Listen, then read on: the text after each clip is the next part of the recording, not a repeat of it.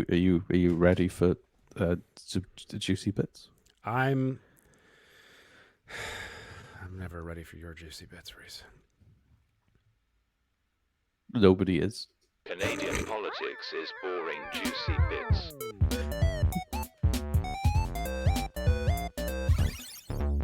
Canadian politics is boring, juicy bits. There we go. Welcome to Canadian Sweet. Politics is Boring Juicy Bits. Awesome.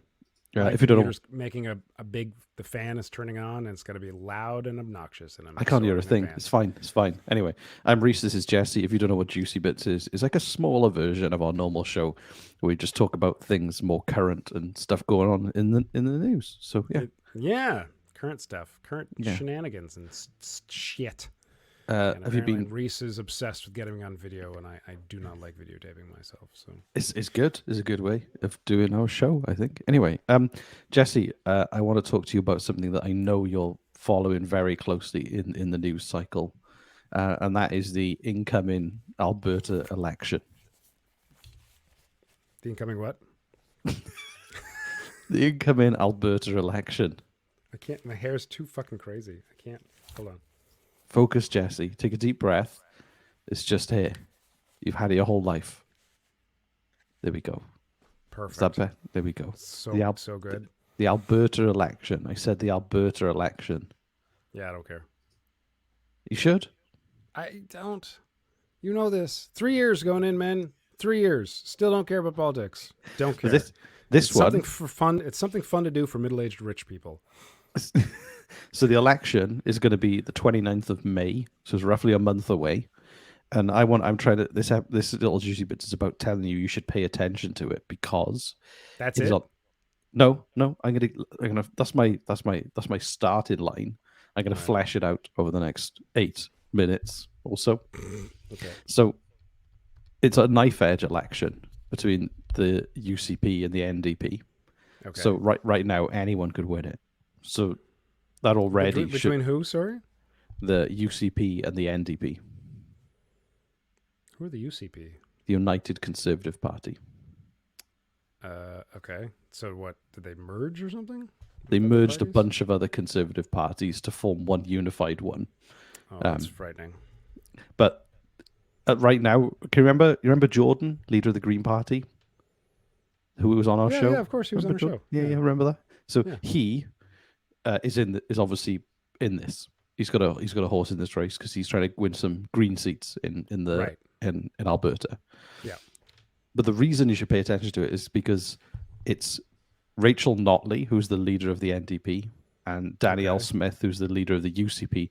Rachel Notley, kind of your bog standard Canadian politician, nothing too extreme. Bog standard?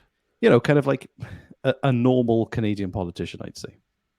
I've never heard that term before. Bog standard. Like kind of like if you were just gonna go a inoffensive professional politician, she kind of fits that bill. Whereas Danielle That's Smith, quite a compliment. yeah, just like either inoffensive, doesn't inspire you, but at the same time doesn't offend you, if you know what I mean. Right.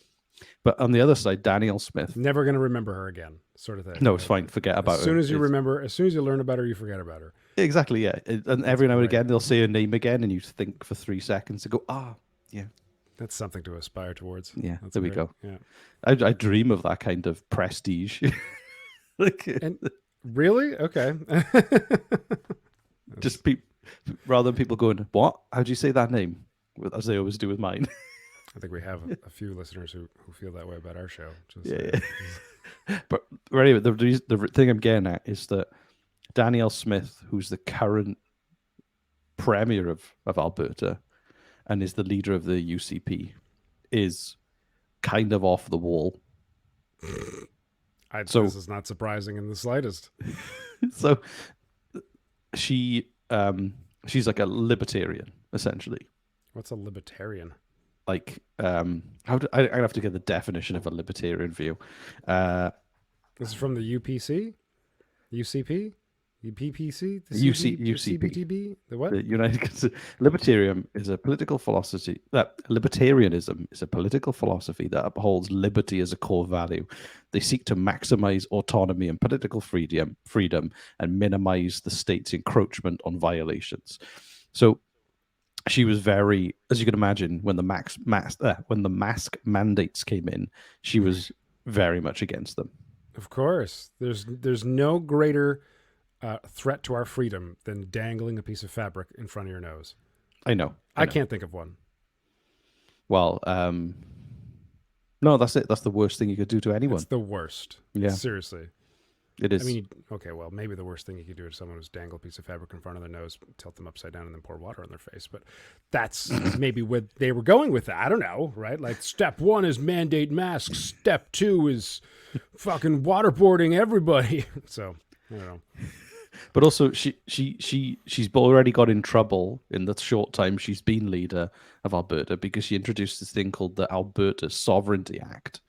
And the act is to try and get as much independence from the federal government as possible for Alberta.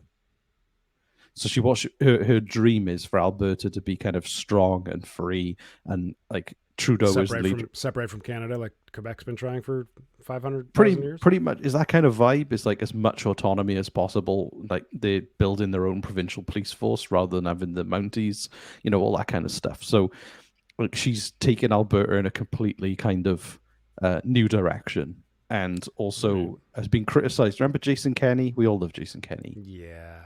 If you poke him in the stomach, he went, hey, like that.